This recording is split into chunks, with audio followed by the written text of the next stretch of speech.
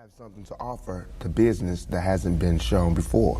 You know, I have a whole energy that represents not just black youth, but white youth, Mexican youth, you know what I'm saying? That change right before you go from being 18 and unresponsible to when you go to being like 21, 22, and the whole world's on your shoulders.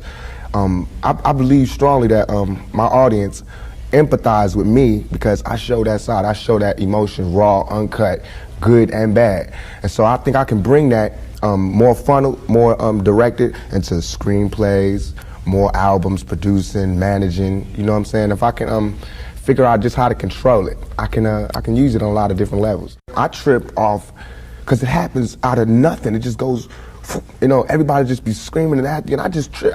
I get uncomfortable, and it's like similar to a deer being caught in the headlights. I just freeze, you know, and I don't know what to do.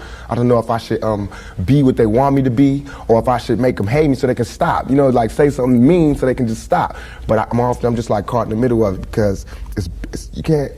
I mean, no one can do that. Police can't do that. They can't stand in front of all those people and control them with a gun and mace and all that. So me with just words, it's like a battle to find the right words to say at the right time.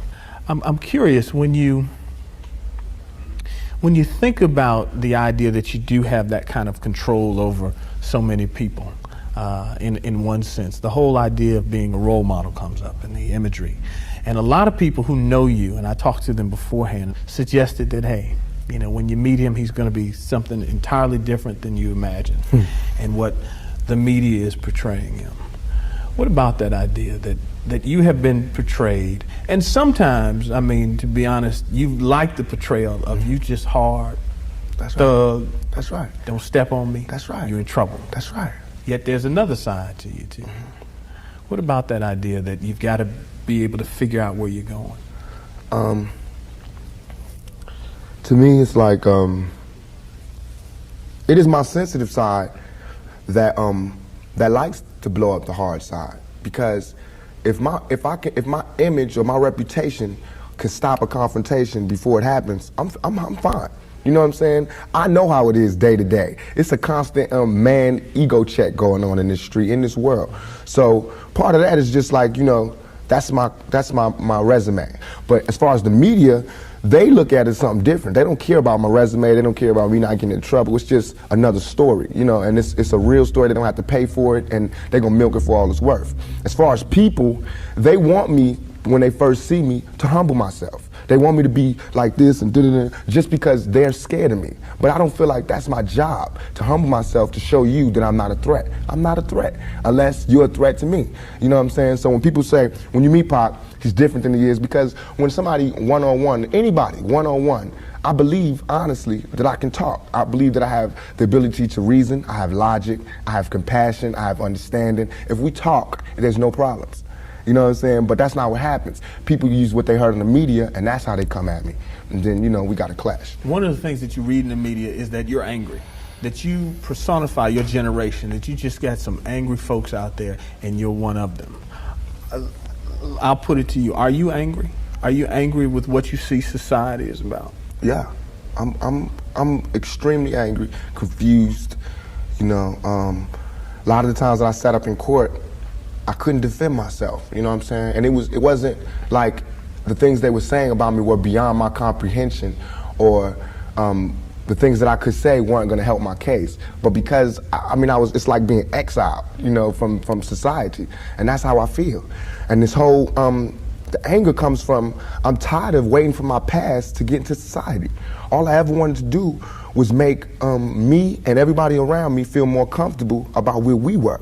You know what I'm saying? About the places that we stayed. This is our home base. Let's build it up. Let's be happy about where we come from. You know what I'm saying? Instead of trying to assimilate and get a pass key to where they at. You know what I'm saying? Not to say that everything needs to be separate, but we gotta find pride in ourselves. You know what I'm saying? And once you get the pride, like damn near 2 seconds after the pride comes anger. From being held like that for so long, and to be made to go through those changes, you get mad. You know what I'm saying? As soon as any black man receives his first 3 checks, he starts getting mad. Because it's not about the necessity of having to have a job and having to pay and having to do that. You don't care no more about the smiles and the, yes, massa, because you done got paid. You know what I'm saying? And now it's like you want to save money. You want to help other people. And you see how far it is, how far you have to go to help anybody in your neighborhood. It's set up for me when I get paid, for me to exit the ghetto. You know what I'm saying? The only reason I've had these problems is because I haven't left yet. And these problems don't come from a white man. It comes from just society, the problems that we have. Let me put this to you. A lot of people tell me Tupac is, for the most part, a nice guy. This old thug thing, hype. Good for record sales. Helps him identify with the young people who are out there and angry, who would maybe label him a sellout like they did Hammer if he didn't have that hard side. What about that? First of all, nobody could call me a sellout. I'm not going for that. I'm not even in that. I'm not looking for approval from the black community because we don't give approval. You know, we don't really do nothing but exist. So it's not like black people could tell me you a sellout or you true blue. You know what I'm saying? It's not that. I'm not even caught up in that. But I can see that, you know what I'm saying, the one thing we do have in common as black people is we share that poverty. So the thug side is more closer to the poverty than me being rich. You know, how can I come to any community center, you know what I'm saying, sporting a Rolex presidential, all these diamonds, and be like, look, we, you know what I'm saying, gotta. But now when I say we, they know what I mean. I'm not saying like I live in this neighborhood and nothing, but I'm a thug, and they thugs. They can relate to it. I don't even have to say that, you know what I'm saying? When I come, I don't have to say I'm real. They already know that, you know what I'm saying? From me being me, from not pushing the thugness, but I know from the business that everybody in this business is always whispering in your ear about what you can't say, what you can't do, what you can't wear in this world and in this world. It's two worlds, a white world and a black world. All I did was stand in the middle, you know what I'm saying, and say I'm living in both worlds. I can go to the streets and survive, and I can go out here and do my business out here. I'm play devil's advocate again. All right. Critics say, yeah, but you're being pimped. You're being pimped by the record executives who will allow you to do your thug life because it portrays a certain black. I mean, you've heard it, that if you were just a singer, you wouldn't have the same record contracts you have. Right. But because you portray the thug life, the gangster rap, they've allowed you to make that money. They've allowed you to push and make your platinum. I beg to differ. You know what I'm saying? I'm getting pimped. That's true. But just like how a woman would be, you know what I'm saying? Anybody to be pimped. You know, it's like, it's not that you get pimped, it's how long you get pimped. You know what I'm saying? Because if you really look at this situation, it is not I who's being pimped. When you look at them white kids with Raiders hats on, it's the white folks getting pimped. You know what I'm saying? Because I'm making their future. I'm writing down their curriculum. Right now, what I write in my album today, when it comes out in 2 months, that's what white kids is doing. So who really is getting pimped? What I'm writing in my raps is what them white kids is gonna be saying to their mamas and daddies when they come home. Who is getting pimped? You know what I'm saying? I'm a high school dropout. You know what I'm saying? As far as my teacher told me when I was in high school, I ain't gonna be, you know what I'm saying? I just gotta, it's going down. You know what I'm saying? It's going down. You know, everybody's getting pimped. Whether you work a 9 to 5 or whether you work for yourself, you're getting pimped by somebody. That's not the crime. The crime is how long you allow yourself to get pimped. You have to come up. Everything is a come up. Everything is a struggle. You start from the bottom, working to the top. The press and the media make you think that a black man arming himself is illegal or criminal, or that he wants to arm himself to rob a liquor store or something. You know what I'm saying? That is for me to defend myself, and it should always be. It's just about surviving, you know, and we have to be honest about the tools that we use to survive. And why is a black life any more recoupable than a white life? You know what I'm saying? We know that they don't put the same security in the ghetto that they do in the whites in the white neighborhoods. So therefore, for me to be out here saying don't, you know, put your guns down and no violence, that's hypocritical. And if I didn't talk about the violence, everybody would act like the violence wasn't there. We, as rappers, bought that violence. We bought the violence that we seen on the street. We put in our records for years. And after 3-4 years, people finally starting to see it because of all the statistics that's going on in the streets. If we stop talking about it, then they wouldn't take statistics. And when they stop taking statistics, then we'd be killing each other in the street, and these white people wouldn't care no more. Only reason they care is because, you know, there's been some strays, and we done slipped over in the white neighborhoods, and there's kids in Iowa that want to be like us. You know what I'm saying? There's kids in Indiana that's trying to be like us, because they can relate too. You know what I'm saying? You even admitted, I don't live in that neighborhood anymore. There's no real reason for you to carry a 9mm. Don't believe that. Why? In 2 years, I've had a gun pulled on me by my limo driver, by police, by everybody. You know what I'm saying? And I better be. I better be. You know what I'm saying? I've been attacked. You ain't read the papers about these skinheads trying to blow up black churches. Why? They see me as the enemy just like y'all do. You know what I'm saying? They can come to my house and sit outside my house just like anybody else can. A skinhead. And once my life is gone, it's gone. Can't nobody give it back to me. Not the judge, not the president, not the governor, not Calvin Butts, not Jesse Jackson. They can't do nothing but come to my funeral and talk pretty about how black people suffer. You understand? And as far as Jesse Jackson, my first acting job was at the Apollo Theater when Jesse Jackson was running for president in 1984. It hurts me for him to say anything negative about any rapper because we supported him. He should support us. You know what I'm saying? As far as his image, you know what I'm saying? What was he doing? You know, he should be the last person talking about gun violence when he sat right there while Martin Luther King caught one in the neck. You know what I'm saying? Things ain't really changed that much. I swear to God, nothing I ever say is meant to be something where innocent people get hurt. Nothing I ever say is meant to be like a end all, let's go do it right now. Nothing. Everything I ever say, and if any, this is so we can set it clear, anything I ever say as it pertains to my peers and being strapped is only in self-defense. You know what I'm saying? Because right now where I'm at, the world is harsh. And I just don't got no beautiful stories. You know what I'm saying? I'm gonna just be getting them ready. Because that's why I think I messed up. If somebody would have grabbed me, pulled me to the side and been like, look, Tupac, as soon as you step out here, they're gonna be at you. If somebody would have explained it to me, I wouldn't have took the same mistakes. But I made those mistakes. And that was my job to stop somebody else from making those same mistakes. To lay it out. To lay out the real map on the world and how it is. Everything I'm saying is a warning, is a plea for help. If everybody is so goddamn worried about me, why ain't nobody came to help me? You know what I'm saying? I never wanted to be no star. This ain't my job. I don't care if everybody don't cheer for me. You know what I'm saying? If you're not cheering for me for what I'm doing, don't cheer for me. Don't cheer because you think I'm cute. You know what I'm saying? Screw that. Cheer for me for what I'm doing, for what I stand for. And when I go to jail, you should cheer louder. You know what I'm saying? Because I'm standing up for what I do. I'm not robbing nobody, not stealing from nobody. I never took nothing. Everything I do to represent my people. I do because I think this is what they want me to do. This is all I want to say. For all the people that doubt me, I had no record all my life. Okay? No record, no police record, until I made a record. As my video was debuting on MTV, I was behind bars getting beat up by the police department. I got a $10 million lawsuit. They said they would settle with me and everything. You know what I'm saying? But nobody cared about that. That wasn't blew up all in the news. They didn't see me. They did not see me on TV with my eye busted, my head busted. There's pictures of those. In Oakland, yes, in Oakland. You don't see them pictures. You see pictures of Tupac coming out of jail in cuffs. You don't see pictures of the police standing over me beating my brains in. You don't see that. But I see that. That's what I see. You know what I'm saying? So it's all real. And I feel like just like a woman that's raped, any woman that's raped would never, ever allow herself to be raped again. Am I correct? Any woman that's violated would never allow herself to be violated again. Same thing. You know there are going to be people who sit here and say, how can you say that when you're faced with that charge? That's how I can say it. We got people in my own community that will get me. Why? Because I got it.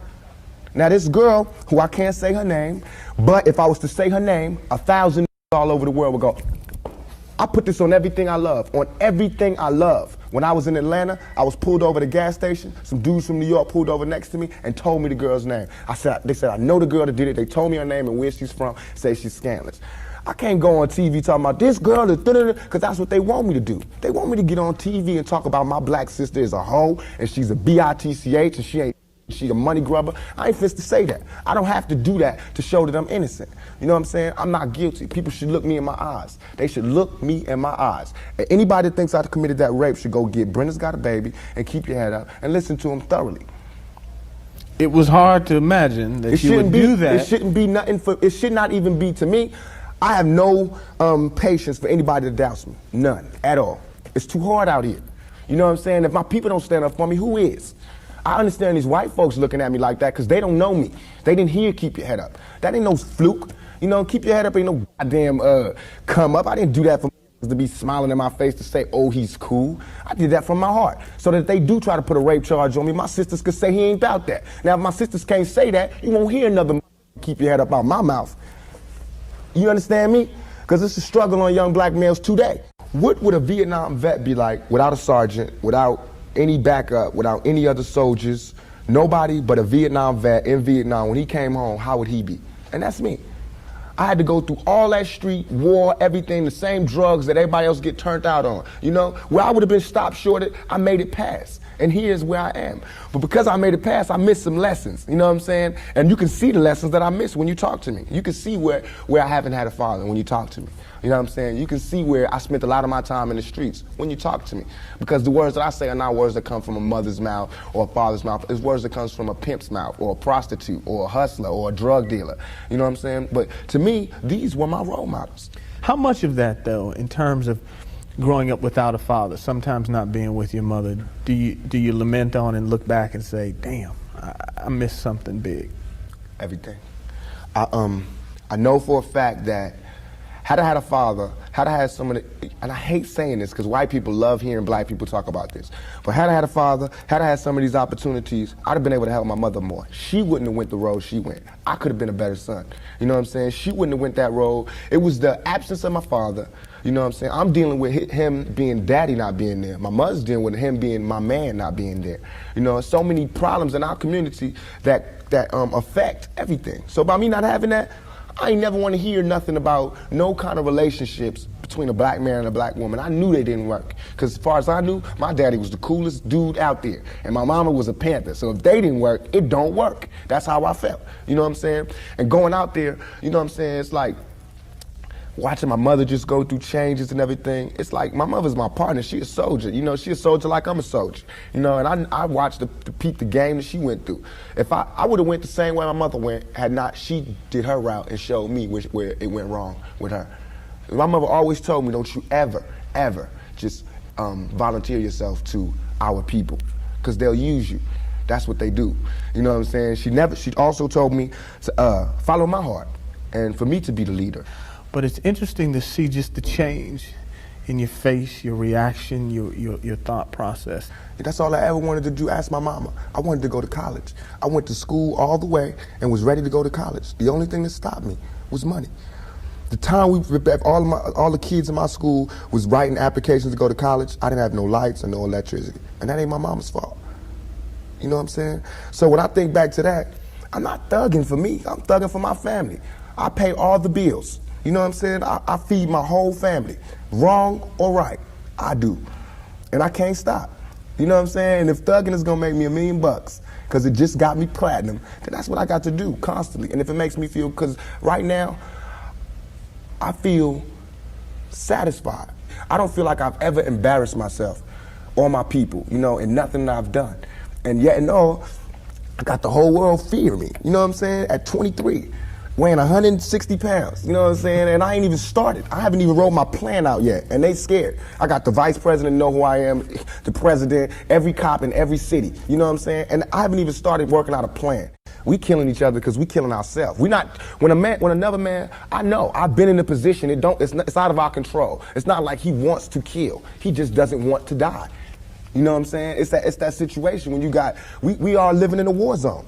It's not as easy as these people are making us think, that they just got some criminal-ass black kids with guns. It is not like that. We live in hell. We live in the gutter. We got us stacked up 80 deep in one building. You know, by the time you get out your house, you strapped to protect yourself. Because you living in the same community that the police is carrying rifles and riot gear. Same, they need them riot, excuse my language, I'm so sorry. The same reasons they need the riot hat, the riot jacket, the flak jacket, the double vest, the 9mm Glocks with extra bullets, the tear gas, the mace, all that. Who do you think the police is using that against? Dogs?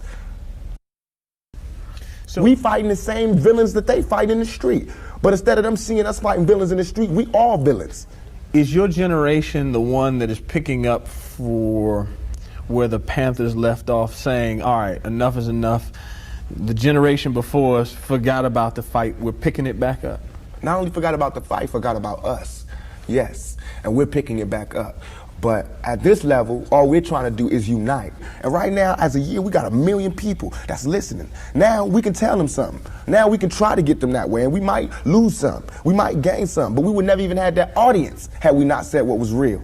You know what I'm saying? And the main thing for us to remember is that the same crime element that white people are scared of, black people are scared of. The same crime element that white people fear, we fear. So we defend ourselves from the same crime element that they scared of. You know what I'm saying? While they waiting for legislation to pass and everything, we next door to the killer. We next door to him, you know, because we up in the projects where it's 80 in the building. All them killers that they letting out, they right there in that building. But it's better, just because we black, we get along with the killers or something? We get along with the rapists because we black and we from the same hood? What is that? We need protection too. Finally, I want to ask you about something that someone else asked you in the interview, and I thought the answer was interesting because I think it speaks to you and your generation a lot. Someone said, where do you see Tupac 10 years from now? You said, hey, I just want to be alive. That's real for you. That's so real. I made a metamorphosis. I'm a new person today because I used to strongly and honestly, I feel like I could represent my generation so much because I honestly did not care whether I lived or died. But now I cannot die with people thinking I'm a rapist or a criminal. I can't leave until this shit's straight. You know, I'm not suicidal. I can't go until y'all really know what time it is. And then after that, boom, it's all over. And we can see, you know, how this shit fall. But that's how it is. And the reason being is because if I can't live free, if I can't live with the same respect as the next man, I don't want to be here. Because God has cursed me to see what life should be like. If God wanted me to be this person and be happy here, he wouldn't let me feel so oppressed. He wouldn't let me feel so trampled on. You know what I'm saying? He wouldn't let me think the things I think. So I feel like I'm doing God's work. You know what I'm saying? Just because I don't have nothing to pass around for people to put money in the bucket don't mean I ain't doing God's work. I feel like I'm doing God's work. You know what I'm saying? Because these ghetto kids ain't God's children. And I don't see no missionaries coming through there. You know what I'm saying? So I'm doing God's work. While Reverend Jackson do his up in the middle class and he go to the White House and have dinner and pray over the president, I'm up in the hood, you know what I'm saying, doing my work with my folks. And just because I don't live there don't mean I don't go there. I got to go there because I can't hang nowhere else.